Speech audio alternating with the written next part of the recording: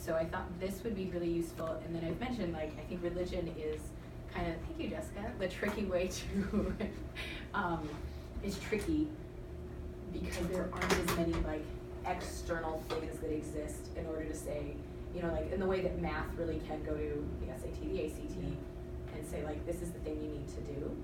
Religion is the compilation of several disciplines that compete for, like, what really matters here.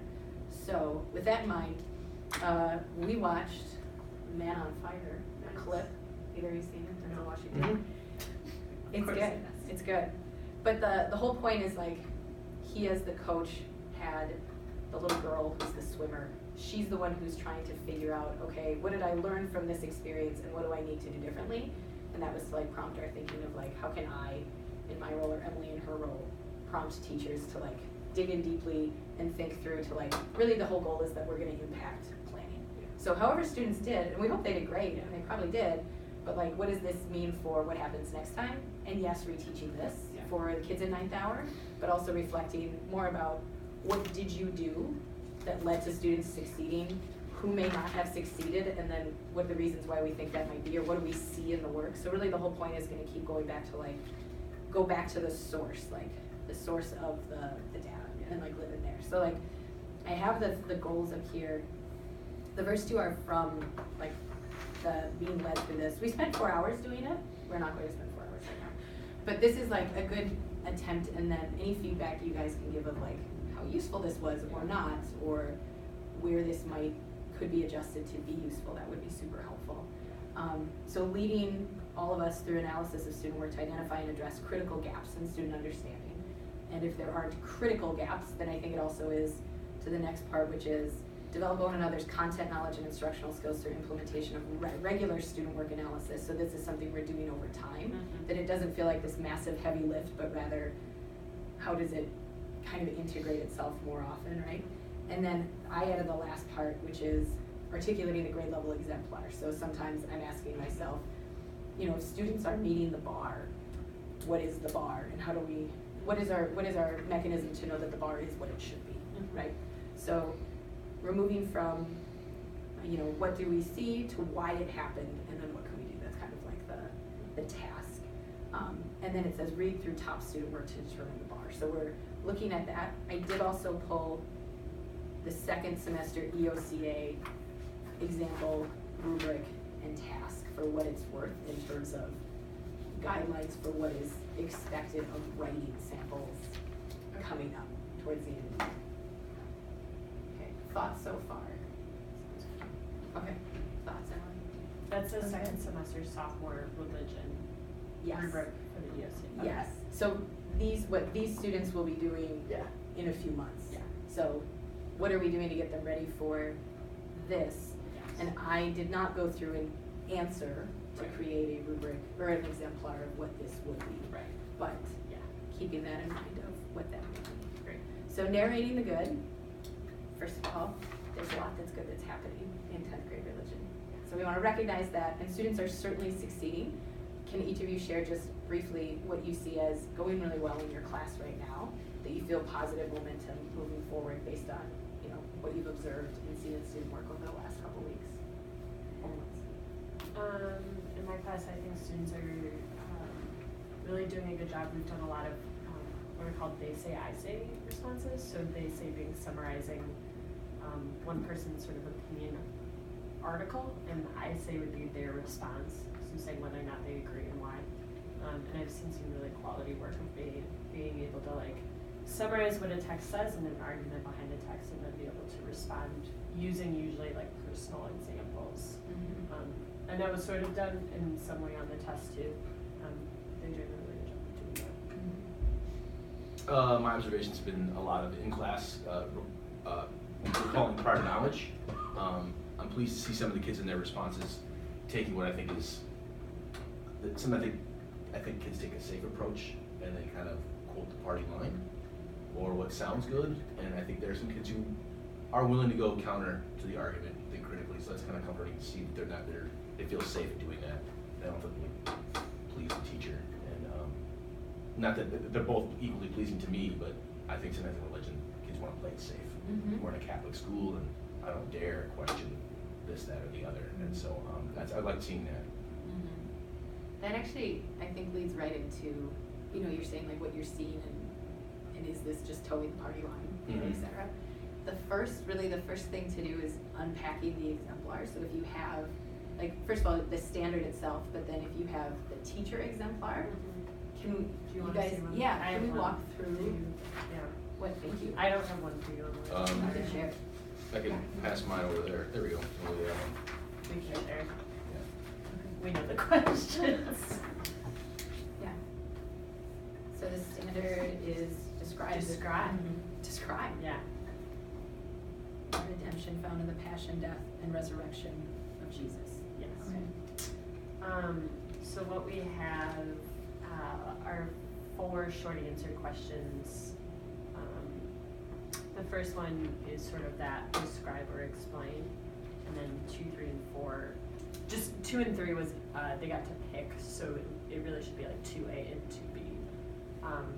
Those were pick 1 of 2 and explain, and then 4 was an analysis of a quote that related. So I'm trying to move beyond the describe, but really the describe was getting hit on in the multiple choice test, and then that first short answer question. Okay.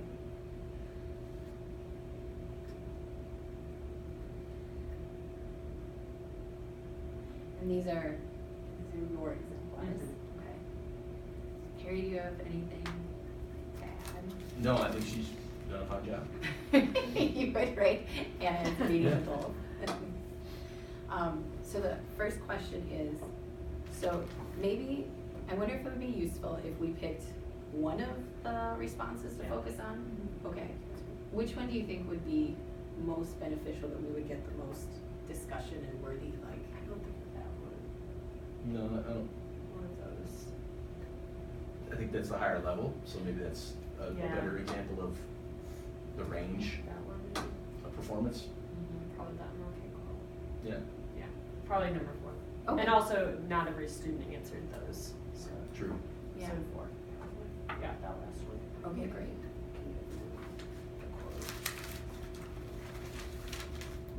Is it the one I know and love so much? It's at the bottom. Yeah. You wanna count yours up? So it's that bottom quote, love has within it redemptive power. So really breaking down, thinking of the standard and the question. Below is a quote, you know, your task is threefold.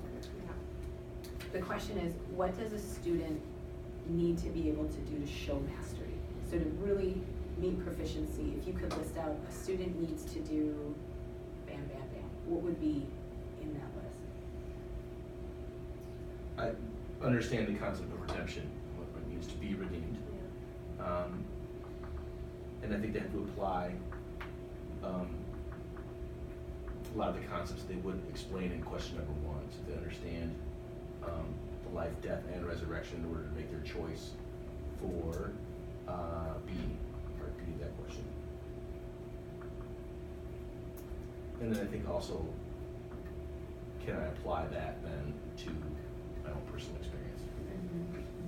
Yeah, I think when you read a quote like that, like the phrase "love has within it redemptive power," like when we've been studying the idea of redemption isolated in a religion class, talking about Jesus, and you say Jesus redeems us, and then to use that word in a similar vein, but slightly tweaked, like for a student to articulate how that slight tweak is both similar and different from just saying Jesus saves us. Because to replace love has it within, like it, Jesus saves, like that doesn't make sense. So they have to both like connect their knowledge of what redemption means to this like kind of novel quote. If that makes sense. A little bit.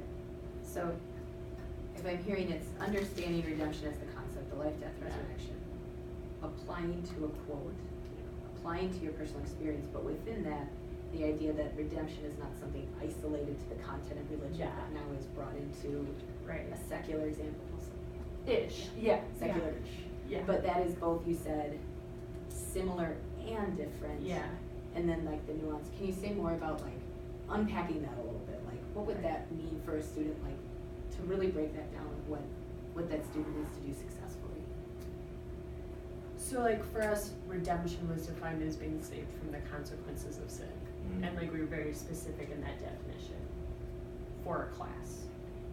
However, like that is not necessarily what MLK is saying. Mhm. He's not saying love has it within it the ability to save you from the consequences of sin. So are they able to, in their own way, describe, like, maybe he's just saying save, maybe he's saying change you for the better, maybe he's saying, those were the two examples I got most often from students. Did you get another way? I thought that that they- a lot of the kids who were the most successful latched on that word transform, which is right Yeah. next to the quote. Yeah. They talk about a change of heart or Right. a new perspective. Right. So like articulating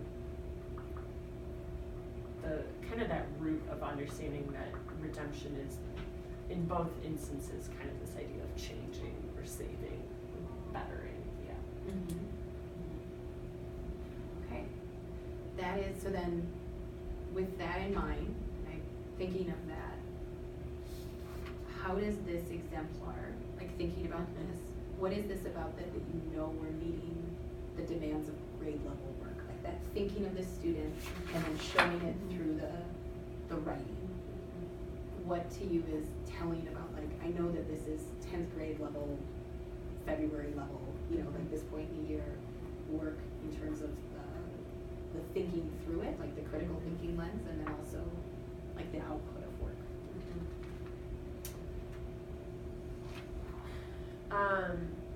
I think it's 10th grade level if it's like written in such a way that it's coherent. So like obviously it would have been really easy for us to be like write a CCE paragraph. This question doesn't really lend itself to that structure. So we told students like you need to use a format or a structure that is coherent and makes sense. And so not providing them like the exact scaffold. I don't know, yeah. I think if we provided, it's tough to give examples if you don't want them to take the example and then just pare it back, right? So I think we put demands on them and require them to go beyond simply answering like a worksheet, what is redemption? So I think the analysis bar to be reached here, we'll be looking for that level of elaboration in your response, for lack of a better word. That's what I'll be looking for. Yeah. And I also, like, this question especially, we weren't looking for like an essay. Like it was focused less on English composition skills and very much like it's the hardest question on the test. So like, are they able to work through this novel situation? Yeah. And if it's sort of messy along the way, like that's not necessarily what we're gonna ding them on. So are they doing 10th grade level thinking rather than like That's a good 10th grade level writing? Yeah. Some students scored high on that question whose like writing wasn't spectacular, but like they clearly demonstrated like 10th grade level thinking about the concept. Yes, of course, of course. No, I'm just Stace, thinking about, I think I like those questions a lot, like what does a student need to be able to know and do to show history? And I appreciate hearing from you too, because I don't come at this from like a religion perspective. Right. Like when I look at this, I'm like English teacher, and especially when I look in like the example in front of me, but I think like also like basic skills are like taking apart a prompt that's kind of complex, right? It's like 3 parts and you have to respond to all of those. And then I think that what you've said about like the word redeeming or redemption is like so interesting, because that is like like knowing the levels of and nuances of a word and the way that a word can change, like even from redemption to redemptive power to redeem. All those words are related, but they have like different meanings in different contexts, and to be able to take an abstract concept from religion and in a few short sentences get how it's being used similarly but kind of differently too is requires pretty deep knowledge of what that word is. Well, a big fan of the quote because I think he is talking about transforming in the here and now. certainly there's value in us talking about redemption and the whole life after death component. But for kids who aren't practicing or don't believe, this word redemption still has relevance. Can you have that change of heart? Can you transform your thinking? And so I don't know, while Martin Luther King was a religious man, was a reverend, I think he was talking about a change of heart in the moment, as opposed to, you know, by Judgment Day, you better have embraced this lifestyle, otherwise you're out of luck. So it's not just a Judgment Day sort of idea, it's an ongoing life idea that's, so I'm glad we went this route as opposed to some sort of religious text or a Bible passage.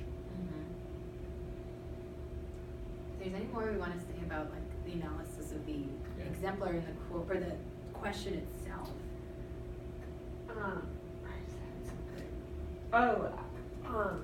The one thing I did notice, and I think this is maybe jumping the gun, like 2 or 3 students who didn't pass, part of the reason they didn't pass is because they were, despite being reminded and it being on the page, like didn't pick up on the 3 full tasks, so they picked one.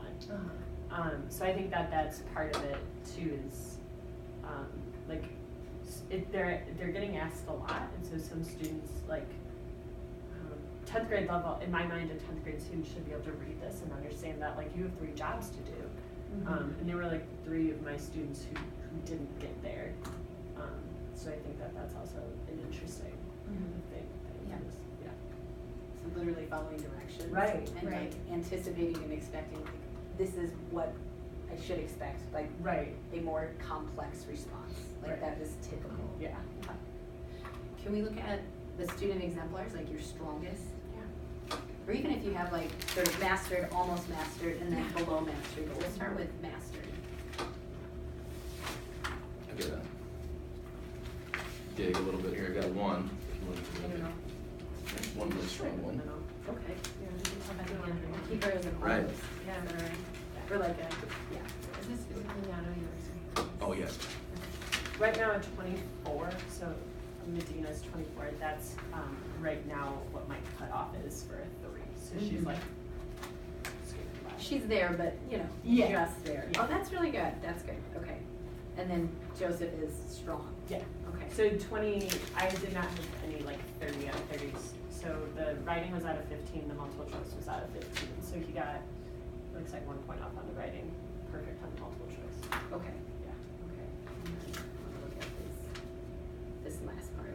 So this whole back part here, right, starting here. I actually think he starts, oh no, that's like there. Okay. So as you're looking through your mastery pile, first of all, just what did you notice about who's in the group in the mastery pile? That's more about like Yeah. knowledge of your students Yeah. as you're looking at them, and then we'll kind of go into like the work they showed. But like we talked a little bit this Yeah. earlier in an earlier meeting, but yeah. Most of the students in my mastery pile usually do well on my tests. I had a few, I probably had 3 students who don't always, but like did particularly well on this writing section.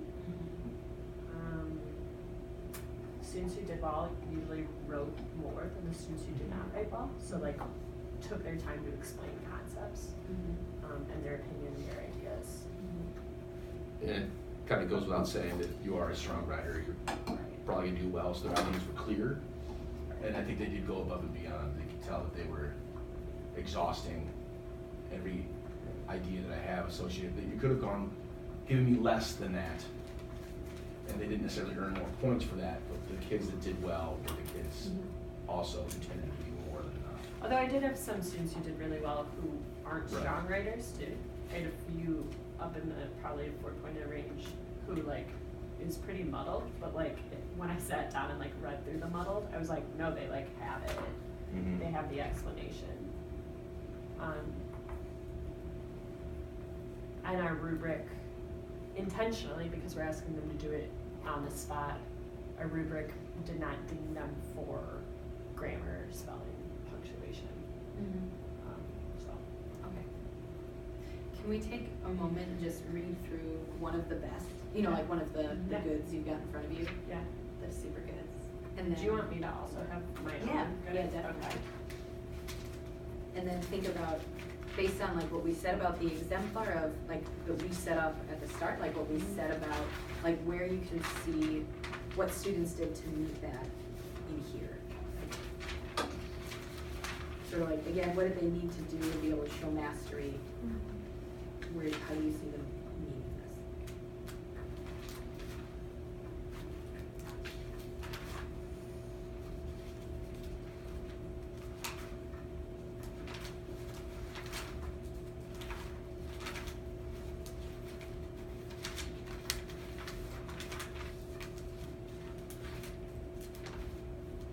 Sorry, I'm looking for the one strong one that got buried.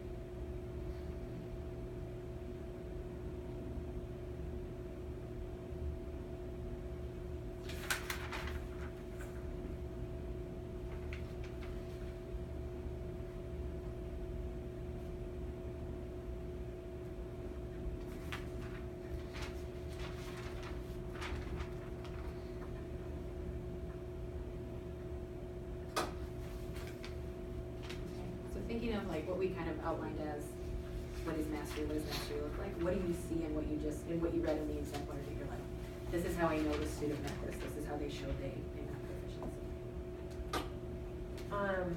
I see like the keywords that are like key into their ability to understand redemption as it's used in this context. So words like transform, change their hearts,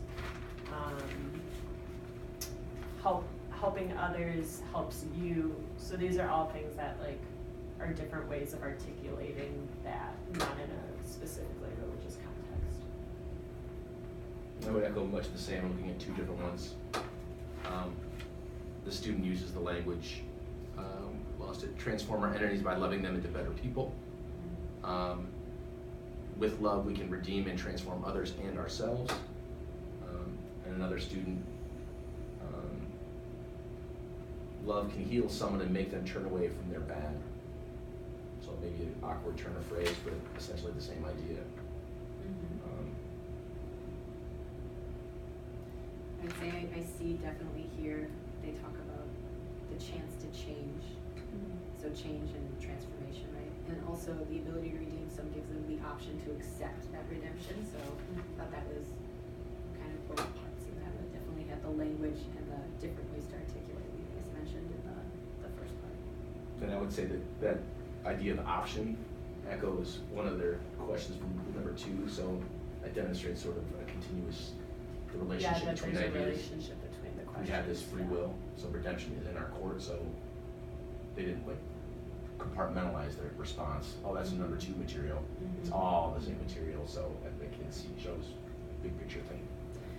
So that gets into the, a 10th grade level of unpacking, analysis, thinking through it. Like that would be, because it pulls it in throughout. Anything you're seeing, Emily? No, similar. I think I'm seeing change is kind of the key word here that shows me that they're on the right track. They're using transform.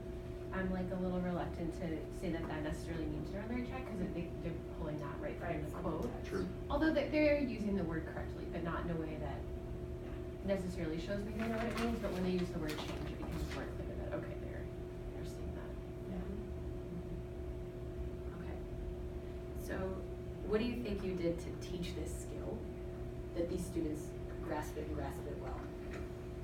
I think one specific activity we did, we gave them a passage, a few pages from Tattoos on the Heart as a kind of a summative assignment. And so they read a story of, it's like a very metaphorical story about someone who was a former gang member, his brother committed suicide, that leads him to go to rehab where he like kind of changes. Anyways, it's this story of kind of accepting redemption and accepting that you are good and you can change, and there's a dream sequence involved. And so having students, we had students at the end of our unit that was very Jesus heavy, sit down and read a redemption story that wasn't about Jesus. Still religious, it's written by a priest, but and talk through that with their partners, and we asked very like pointed questions about like what symbolizes redemption, how would you describe redemption in this story. So we were asking them to do sort of this task with the story. And the story modeled a lot of the questions too, in the fact that the main character in the story ultimately has to decide for himself, Right. if he's going to find the good in this awful thing that's happened. And so I think it's a real life application. You know, the concept is out there until you see someone talking and practicing it. So we didn't tell students like for number 3 think of the story we read, but we like did, it was like the activity we did immediately prior to giving this test. I think the picture, we used a picture symbol Yeah. of the cross bridging a gap, and this is a concept that we've drawn on from freshman year. So I think there's been some consistent instruction. So it's a helpful metaphor for a lot of kids, this idea of redemption, that Jesus closes this gap. So consistent language from unit to unit has been super helpful. I think kids have a real comfort level by, they've got a set of vocabulary in a way. It's not a religious term, but it's a symbol that they can draw from and feel confident with. So I think they come in with some tools already that they can exercise confidently. And I think that helped address that first question. A visual for what on paper might be confusing for some kids. So in your questions, your prompts, so I mean, clearly having like a more secular story, right, to have a very similar process, but some of your questions you said were what symbolizes or what's the symbolism, so that's, you know, gets into, and then how would you define redemption? Were you looking for the keywords of change, transform, like was that part of what you were anticipating or needing? I don't remember specifically. I can pull up the questions really quick because I'm really curious what exactly we You want asked them to do. these, or are you talking about from the notes? No, from the Father Greg reading. Oh, right. Here, I have it And then here you said the part about, and that choice, like that choice part that you didn't talk about initially as much, but then you said in yours, like that choice piece pulled through, and that also seemed to be part of Father Greg's story, so. So we asked them, in this story, what moment symbolizes someone realizing they are redeemed? In the story, who accepts his or her redemption? How is that acceptance shown? What helps the individual accept his redemption? Is the suffering in the story redemptive? And then we give them a quote. That was an opinion. Do you agree? Why or why not? Okay. Is the suffering in the story redemptive? Yeah, so that was another, which if you look at the options for A or B for question 2, one of the story or questions was what does the Paschal mystery teach us about suffering? So we talked about redemptive suffering, and this was also their opportunity to sort of apply and see potentially. Okay. Yeah. So there's certainly choice of how to approach a question. Yeah. Is it necessary that students would have to include all of those pieces? So it's not like, in this I really should be looking for suffering and free will and change, okay, no. And even students, so like, for their free will question, most students answered, we're all redeemed, Jesus saves everyone, but like you have free will whether or not to accept that, you accept it by living a good life. That was like most students answered. Yuli wrote about how it was like, went back and was like, we need to be redeemed because we have free will, like we have free will, God gave us free will because he loves us, and because we have free will we turn to love. So he like totally answered the question in a novel way that like we didn't really talk about but was totally true, and like that's a valid response too. So I don't think there was like, we're looking for all these things that we have to sound like this. Yeah. As you look back at your questions, what do you think about how you asked questions then and how that prepared them, the students who did well? Like, do you feel like, I feel really good about looking at that now with this in mind? I do. I was thinking about the quote. It had been very easy for us to take the quote, for example, out of this Craig Boyle response. The quote is about possessing flashlights. In this dream, he's in a dark room, and then someone walks in with a flashlight, and then in the